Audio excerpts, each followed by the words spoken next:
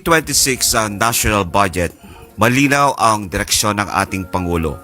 Ito ay ang ilapit ang serbisyo sa tao sa pamamagitan ng mas pagpapalakas, paglinang ng kakayahan at pagpapaigting ng pananagutan ng ating mga local government units o kanayunan.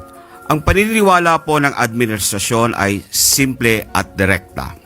Kung lokal ang problema, sa lokal na pamahalan din dapat manggaling ang diskarte o desisyon. Kaya po sa 2026, hindi lamang natin dinagdagan ang pondo ng mga LGU, binago natin ang mismong paraan ng paglalagay ng pondo sa budget. Mas malinaw ang papel ng lokal na pamahalaan. Mas buo ang kanilang kapangyarihan at mas malinaw ang pananagutan. LGUs ang pangunahing tagapagplano at tagapagpatupad ng serbisyong panlipunan sa antas ng komunidad.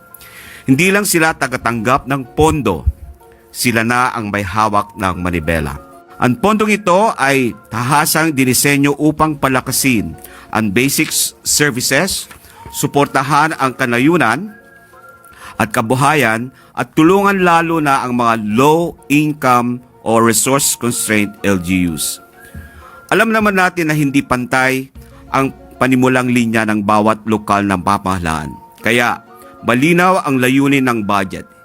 Iangat ang lahat ng lokal na pamahalaan at siguraduhin walang maiiwan. Sa ilalim ng 2026 budget framework, hindi na pwedeng magulat ang isang mayor na may proyektong tinatayo sa kanyang lugar na hindi niya alam, hindi niya hiningi at hindi nakaangkla sa plano ng kanyang LGU. So ang budget ay hindi sorpresa. Ang budget ay plano. Kaya ang mga proyektong para sa LGU ay dapat manggaling mismo sa kanila, mula sa kanilang local development plans. Dahil sila ang may pinaka nakakaalam kung ano talaga ang tunay na kailangan ng kanilang komunidad. Ganito rin ang prinsipyo sa disaster response at rehabilitation. Ang pondong ito ay ginagamit batay sa approved local rehabilitation and recovery plans.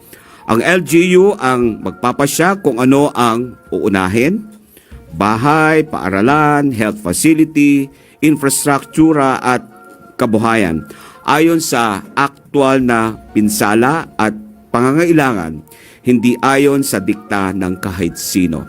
Ang national government ay katuwang ng LGUs, hindi kapalit o kakompetensya nila.